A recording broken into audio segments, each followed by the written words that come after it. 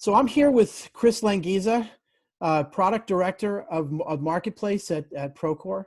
Kris, we've been talking about data in construction. You've been amazingly helpful as we've created these courses and some other things that we've done together.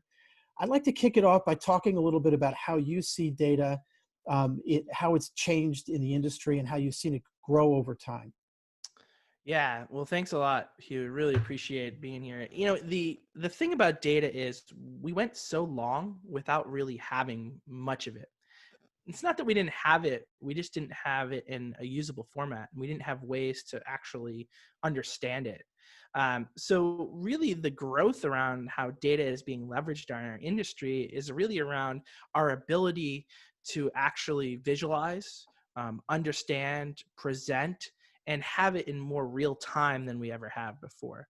We've always had information in paper and file cabinets and Excel files, but it wasn't organized and we couldn't actually glean any insights from it. So what we're seeing now is because it is more structured, because we have it in maybe one place, in one platform, we have that ability to start to query it, to start to visualize it. And that's really helping our industry use that information to drive insights and to really inform their businesses.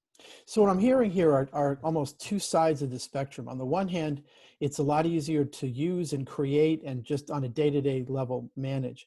But on the other side, we're able to do more with it. So the reason for even bothering on the day-to-day has become more compelling. Does that sound about right? 100%. Yeah, we used to collect things just for the sake of collecting them. Yeah. We never went back and looked at them and said, "Oh, look how great this is," or "Look what the story that this tells." Right? I mean, I perfect example is things like daily logs. Right? People have been doing daily logs forever, and they were in logbooks, and they were in notepads, and they were in files, and then they started to move to software. But until recently, people didn't actually start to use those daily logs to inform, like, okay, well, on average, how many guys have been on a job site when we're putting in place, $10 million worth of work in a month? Yep. How often does it typically take to do this? How many trades should be there? And now we're starting to use that information and visualize it better. And I mean, obviously software is having a big uh, part in this. How do you find software generally is making the use of data faster and easier for people? It sounds like an obvious question, but let's just kind of get granular. What are you seeing? Yeah, so there's really two parts of it too, right? It's the collection. We're making it even easier to collect that data. In some cases, to the point where you don't have to do much of anything. We're automating the collection of the data as well, because you're doing a task that you have to do anyways, and it's also grabbing the data. Perfect example, some things like timesheets. We have folks that leverage GPS to be able to collect data on when you show up on a job site and when you leave. So you have to show up to do the work. And now we've also got your timesheet data. We also know, the daily entry and the daily log. So we're automating a lot of that collection, making it so much easier for you to actually collect the data. The second half that software is really helping is on the visualization and understanding. When I first started in this industry, there was no Power BI, there was no Tableau, right? Yeah. It was spreadsheets, and it was probably more likely printed reports on 11 by 17 that you went through with a highlighter and a ruler. Yeah. And so now that, and it's not even necessarily specific to our industry, but now that the whole world has put so much more focus on data, we have tools that are those analytics tools that help us visualize it, sort through it, comb through it, organize it the way that we need to, so that you don't have to be a data scientist with a MIS degree to be able to make sense of it all. If you can use Excel, you can probably use one of these visualization tools and start to do that. And now it's even becoming even easier to start to use some of the more advanced techniques like machine learning on top of these data sets to make them even stronger and to find correlations and to deliver predictive insights. This is awesome. So let's talk a little bit about some examples of why someone in the field, for example, should even care. And I'll give one example from this book research I was doing, where a company on the East Coast spent like a meaningful amount of time making all of their data work in terms of how it was put in and how it was coded and all that stuff. So it took a little bit to get it all right, but once it was all right, they now have the ability to reallocate resources. So when when the field teams are having trouble, they get support before things go bad, because they're able to see some of the indicators that, all right, this is slowing down, or we're, you know, it looks like we're using less of this or various other things. So the field teams don't have to go and ask for help as quite as often as they might. And a lot of times that's not an easy thing to do anyway. So they'll get support much more quickly, because you can see in the data that things are trending in a not so great way. But that's kind of one way. How else have you seen, you know, why should someone on the ground care about, you know, creating data and being careful about it? Yeah, and it's a great example of what you talked about, because similar one that I have, and I'll give two examples, is around manpower. Having workers on the job site is key to getting work done, and many times you don't know how many people were there that day until paper reports come in at the end of the day, or now we may have digitized them, but it doesn't happen till the end of the day. So part of this automating or making it easier for us to collect the information about who's on site using the software that's available today, we can now know by 8, 9, 10 o'clock in the morning, do we have enough workers on the job site? And if not, automated alerts can kick off to tell you, hey, I either need to call the specialty contractor and ask them for more people.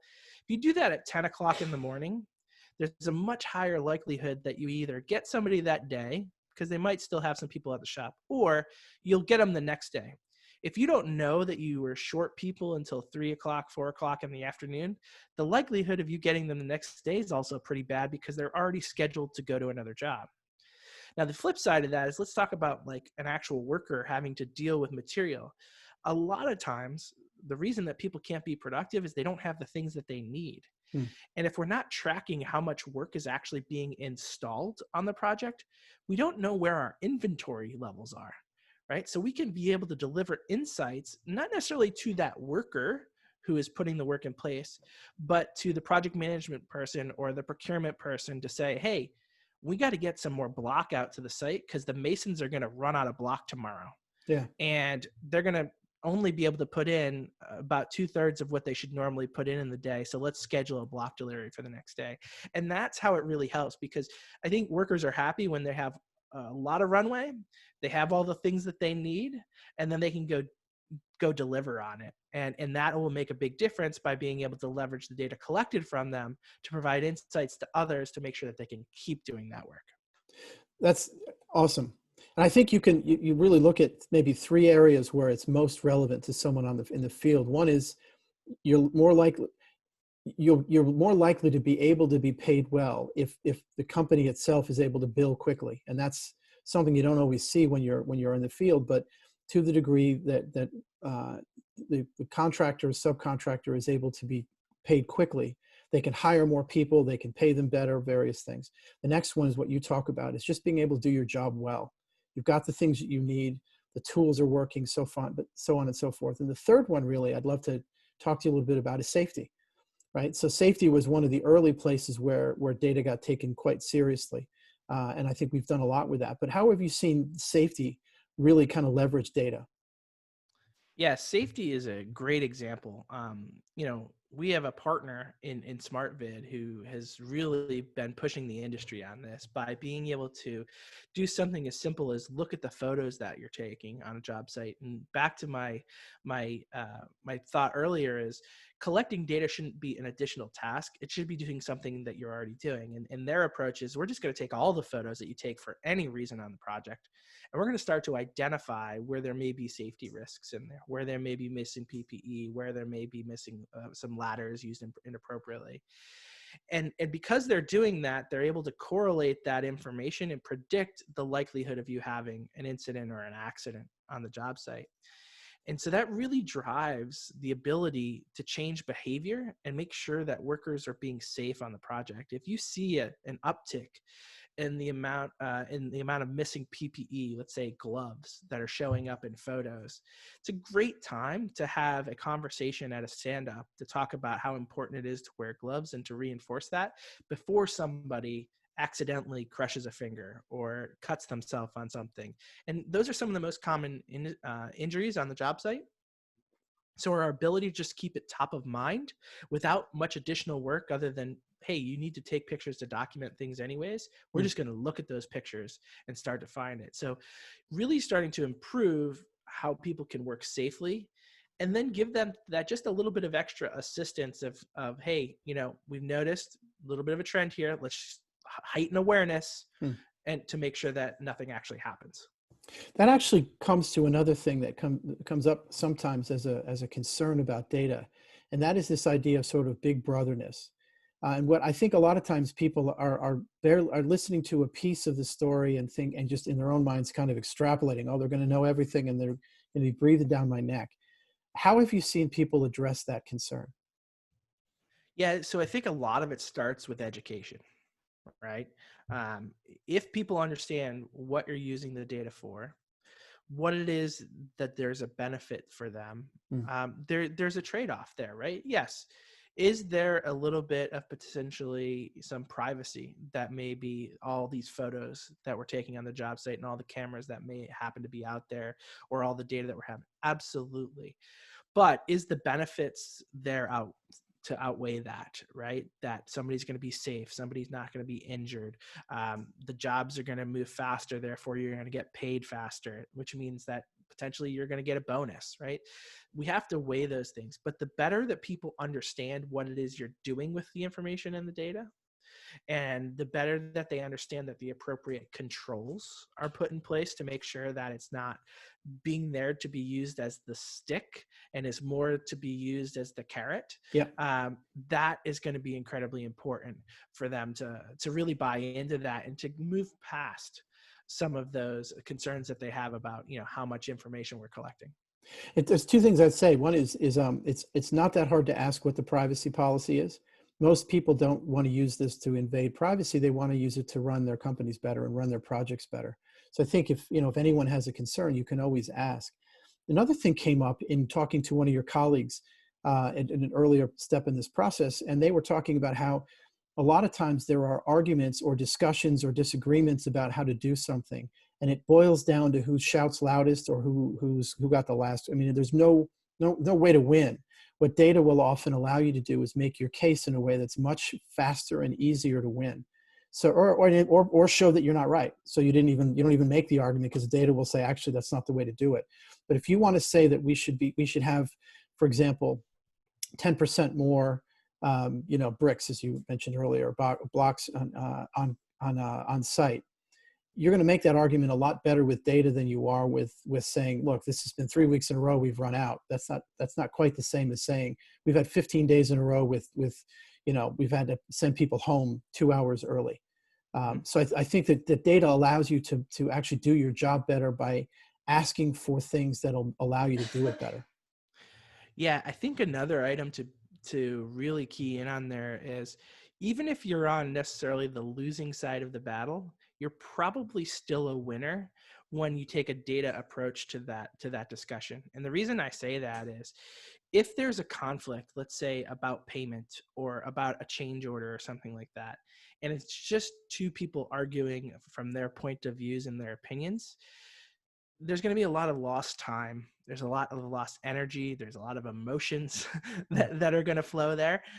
If you are able to go back to a common agreed upon set of data and say, here's what we had before, here's what we have now. You were part of the process of collecting these things. So it proves A is right and B is wrong. The time to resolution is so much faster that you don't waste the energy and the money fighting that battle.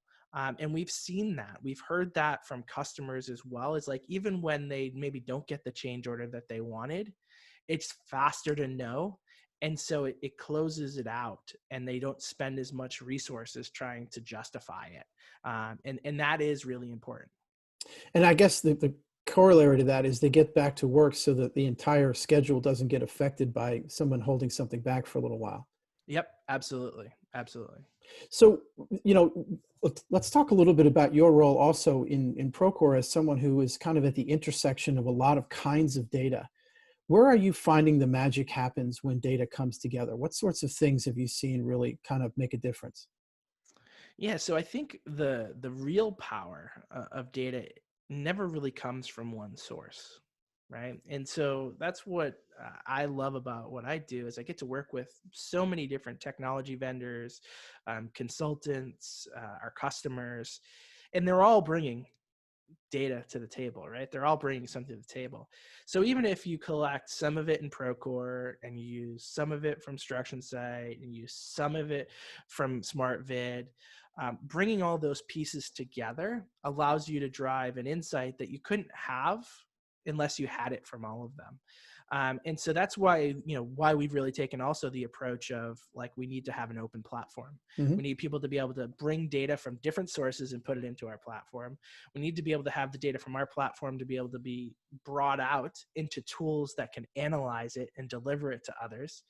And everyone should be able to share in that, so that we can drive the insight. It's not necessarily going to be in the future necessarily like what tools you use in a lot of ways. It's going to be how you use them Hmm. and how you derive the value from them, right? So we're all going to end up using some sort of project management solution, some sort of analytics tool, but the secret sauce will be is what was your ability to mash that data up and then spit out a unique product or a unique insight that no one else may have, because maybe you collected more data with that project management system than anybody else had, or maybe you collected more information through your photos that you were taking on the job site than anyone else has, and you were able to extract that data and put it somewhere else.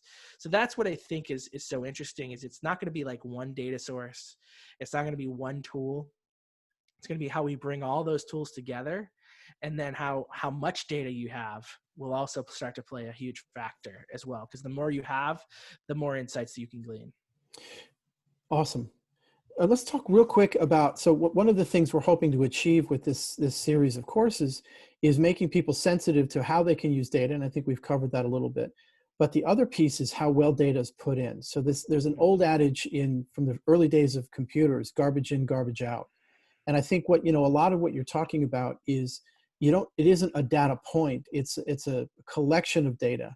So the first question I'd ask is, how long do you think it usually takes for companies to have enough data to start doing something with it? Yeah, it's a great question. And it's a little bit difficult to understand because, or to answer, because a lot of them have a lot of data today, right? The question is can they get it into a format that they need to, right? And so if you were to start with nothing and start collecting information and data just for your company and your silo, yeah, you got to build up enough information. So it probably takes, 6 months to a year before you can really start to drive some insights. Now, even if you're switching over from tools, you still have data and information from those previous tools. Can you leverage that in a way to inform the new tool that you're using, right? So maybe then it takes a little bit less time. But even other ways that you can start to leverage that data even faster is you're using a tool that a majority of the rest of the industry is using and aggregates that data and anonymizes it to be able to provide you insights. In those cases, you might be able to get insights even sooner, closer to day one, because now you're looking at insights that are being driven from the industry, and then you can measure yourself against those insights. So I think it really does vary on how much time it could take for you to start to actually glean a lot of value and be able to do something with it. But I do think you are absolutely right. The concept of like having good data and good data hygiene is very important. And that's where I go back to the software companies that can really help you collect it Yeah. and make it easier, and then put in place the guardrails, make sure that certain things are required, make sure that the data is getting collected all the time, you're getting feedback all the time. Those are incredibly important when you want to start driving more advanced insights, because you need to make sure that you have that good data hygiene. Yeah, and I ask about the length because it sort of implies that it takes a lot of data to show patterns, to show trends. And if along the way the data isn't being put in consistently and being put in well, you wind up having this issue that actually takes even longer than that, because you have to throw out some of the data that wasn't done well. So I think one of the things that we discovered as we went through the process of creating these courses is, and you've put your finger on it actually kind of a different way, is try to create a process or an arrangement that makes it as easy as doing your job, because consistency and just the best you can do for accuracy is where it starts to really pay off with better safety, better job, better preparation for the job, being paid faster, being, less money spent on disputes, all the things that we hate to do. You can do less and less of when you've got a better argument. They say the best documentation wins, and nothing wins better than hard data. Mm-hmm. Agreed. Kris, this has been fantastic. Thank you for your help in creating these courses, and I look forward to talking to you again soon. Absolutely appreciate it. Thanks for having me. Thank you.